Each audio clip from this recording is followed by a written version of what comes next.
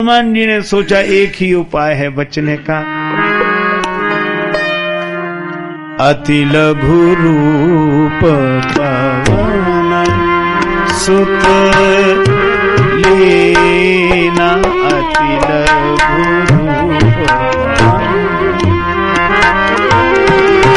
पवन सुत,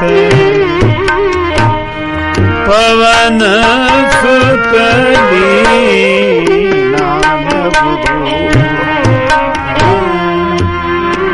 पवन सुत लीना।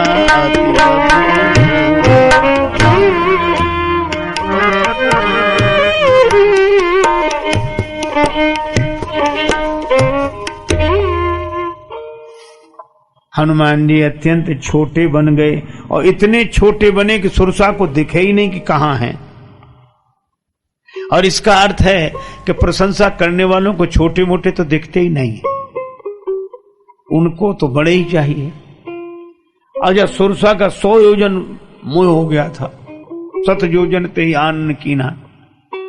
अजा कितनी भी रफ्तार से बंद होए मुंह, 100 योजन माने 4 कोस का 1 योजन होता है, 400 कोस 800 मील किलोमीटर तो कुछ ज्यादा ही होंगे।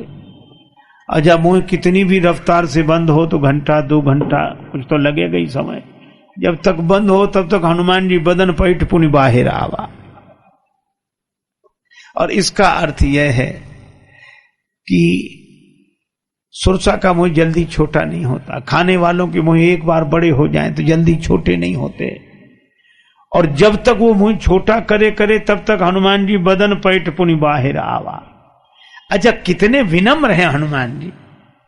इसके बाद भी मांगा विदा ताहे सिरनावा। सुरसा खा नहीं सकी हनुमान जी को, तो पराजित कौन हुई? सुरसा। और जीते कौन?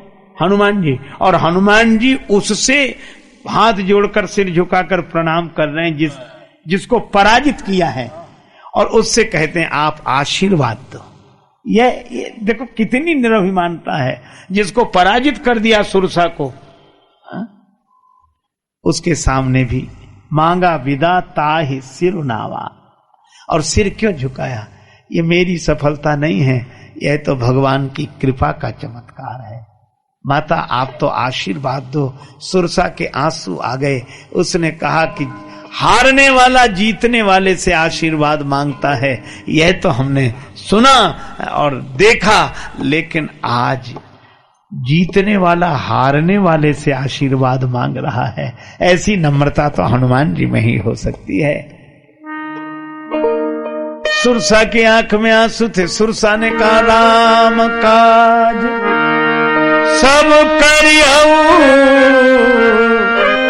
तुम बल बुद्धि निधान।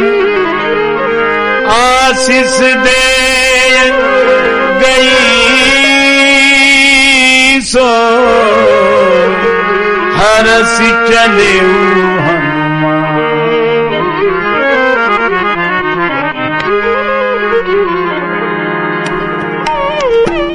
हनुमान जी आगे बढ़े।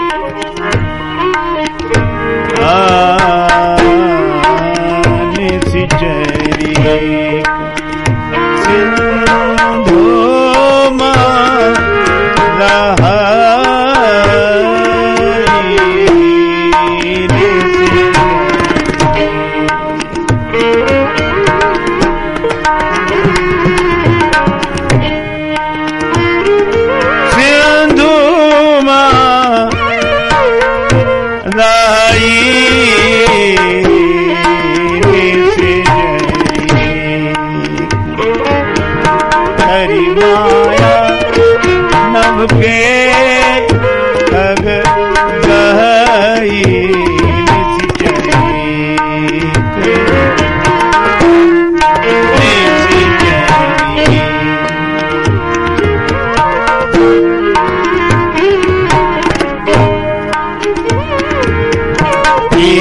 जंतु जे गगन उड़ाई, जल बिंदो की इनके परिचाई।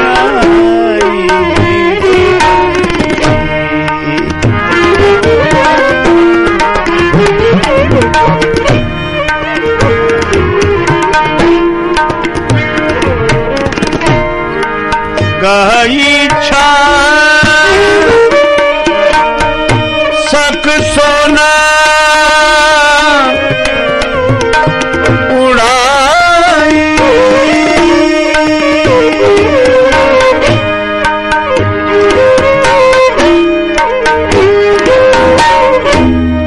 यही विधि सदा गगन चरखाई, सोई छल हनुमान का कीना तासु कपट कपि तुर थई चीना, निसी चरी निसी चरी निसी चरी। बड़ा सुंदर वर्णन है। गगन चरखाई और छाया नीचे, और ये निशाचरी छाया ही पकड़ती है और ऊपर उड़ने वाले को भी नीचे गिरा के खा जाती है। इसको कई दृष्टियों से देखा जा सकता है। यह निशाचरी किस वृत्ति का परिचय देती है, लेकिन एक दृष्टि यह भी है, यह देह वासना है, काम वासना है।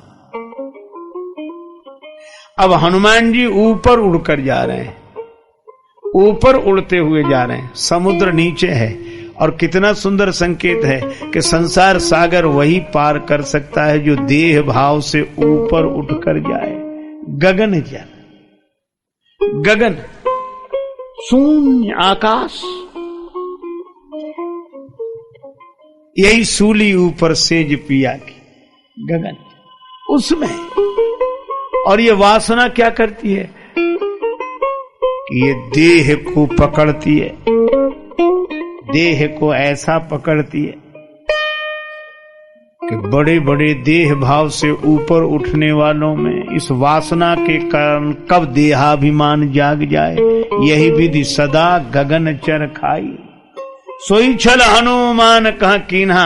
हनुमान जी के साथ वही छल किया, देह को की छाया पकड़ी। हनुमान जी ने कहा, सिंहिका अभी तूने उनकी छाया पकड़ी होगी जिन पर किसी की छाया नहीं रही होगी। हम पर तो छाया है, किसकी छाया? शीतल सुखद छाह जही कर की, मैटति पाप ताप माया,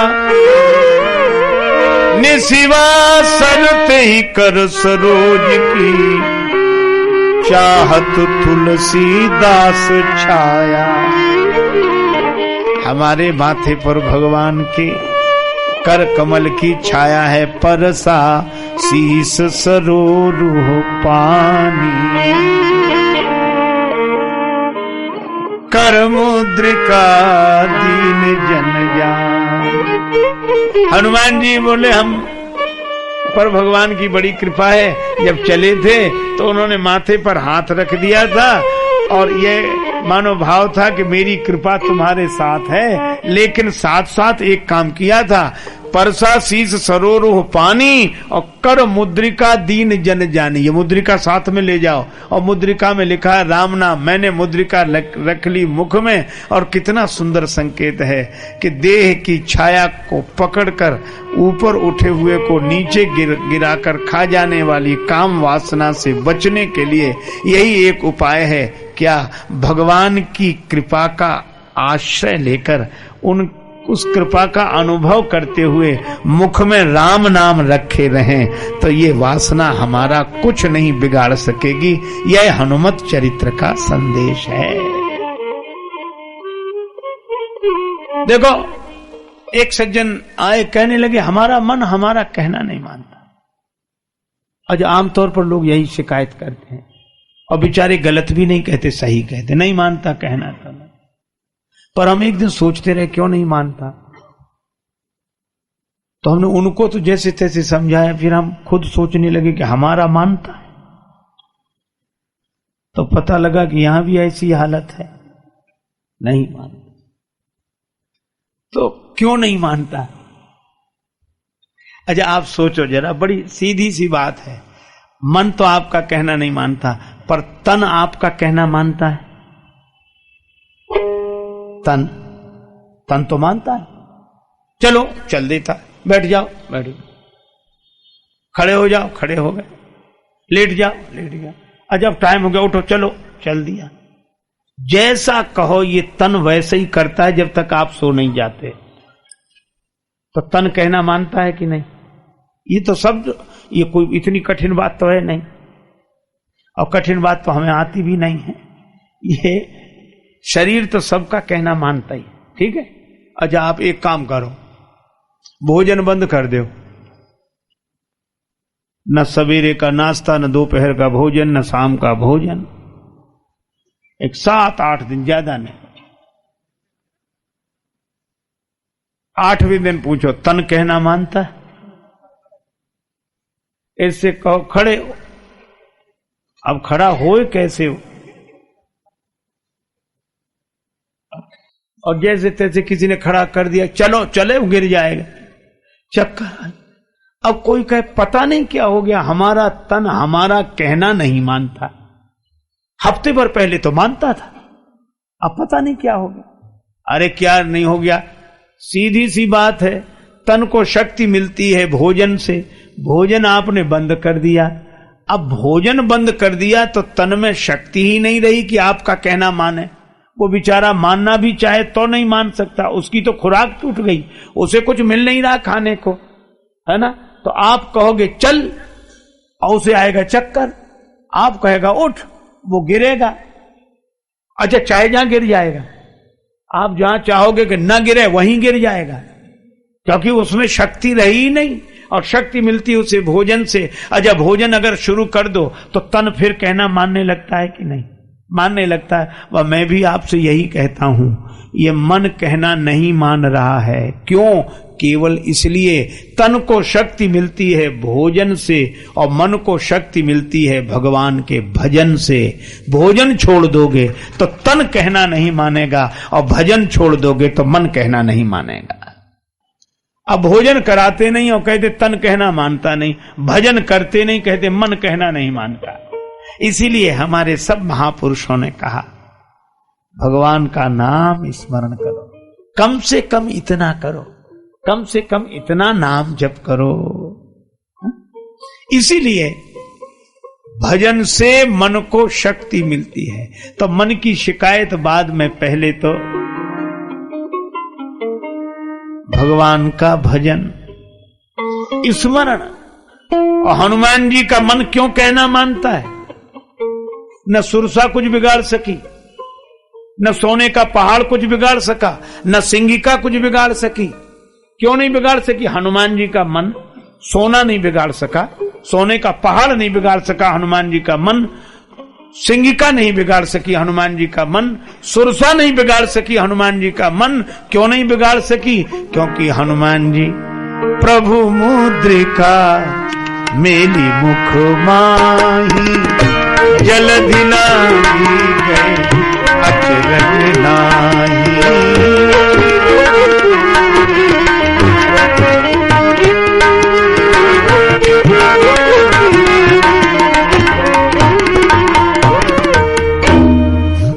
अच्छा अब एक बात और, बड़ा महत्वपूर्ण संकेत है कि हनुमान जी मुद्रिका तो मुख में रखते हैं। इसका अर्थ क्या है? इसका अर्थ यह है कि जो भगवान का नाम मुख में रखेंगे, और मुख नाम, देखो भोजन भी कहां से किया जाता है? मुख से। मुख से भोजन करते हैं तो तन को शक्ति मिलती है, और मुख से जब भजन करते हैं तो मन को शक्ति मिलती है। अच्छा भैया, लेकिन सोना भी मन नहीं बिगाड़ेगा, प्रशंसा भी मन नहीं बिगाड़ेगी, देह वासना भी मन नहीं बिगाड़ेगी, अगर भगवान का नाम हम हमेशा मुख में रखेंगे तो। लेकिन एक दूसरी समस्या भी, कई बार नाम जपने वालों को देखो, वो धरती पर भी ऐसे चलते जैसे धरती के जीव ही ना हो। जब आपके आशीर्वाद से हमारा तो खूब भजन होता है, लाखों नाम जपे हम, चलता ही रहता है, चलता ही रहता है। फिर कोई मिले, चलता ही रहता है। रोज हम हिसाब लगाते, इतना तो हम कर लेते हैं। इसके लिए थोड़ा ही था, करता तो है गुनाह शबे रोज अनगिनत, और गिन गिन के नाम लेता है परवरदिगार के। अपने गुनाहों की आज तक गिनती नहीं की, और भजन की गिनती इतना इतना हो गया, इतने लाख कर लिया, इतना इसमें कर लिया। तो इससे मन अभिमान से भरता है कि हमने जितना भजन किया आज तक किसी ने न किया होगा। तो तुलसीदास जी कहते हैं कि सावधानी यह रखनी चाहिए, क्या, मुख में तो भगवान का नाम हो, मुख में तो भजन हो, लेकिन भजन का अभिमान मन में न हो। मन में क्या हो, अस कहे नाई सबने कहूं माथा, चले हरस ही धरी रघुनाथा। सबको प्रणाम, हमसे सब श्रेष्ठ हैं, और ये कब लगेगा, हमसे सभी श्रेष्ठ हैं, हमारे लिए सभी प्रणम्य हैं, ये कब लगेगा, जब मन अभिमान से नहीं भगवान से भरा हो तब। चले हरस ही धरी रघुनाथा। मुख में भगवान का नाम और मन में भगवान, और भगवान सब में सबको प्रणाम। और भैया तीसरी बात, हनुमान जी बन गए बाण। जिमि अमोघ रघुपति कर बाना, जिमि अमोघ रघुपति कर बाना, जिमि अमोघ एहि भांति चले हनुमाना, जिमि अमोघ।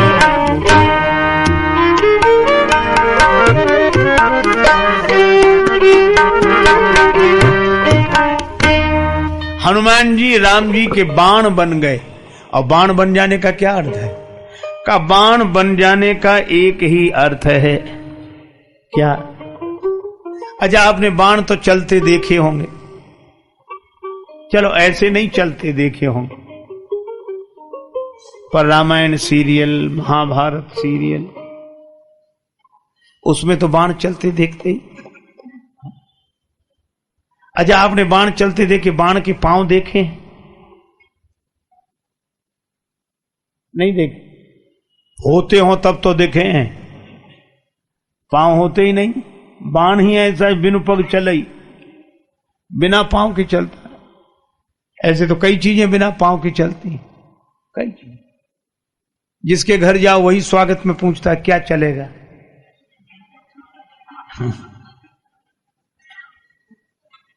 लोग मौसम देखकर ही पूछते ठंडा चलेगा कि गर्म।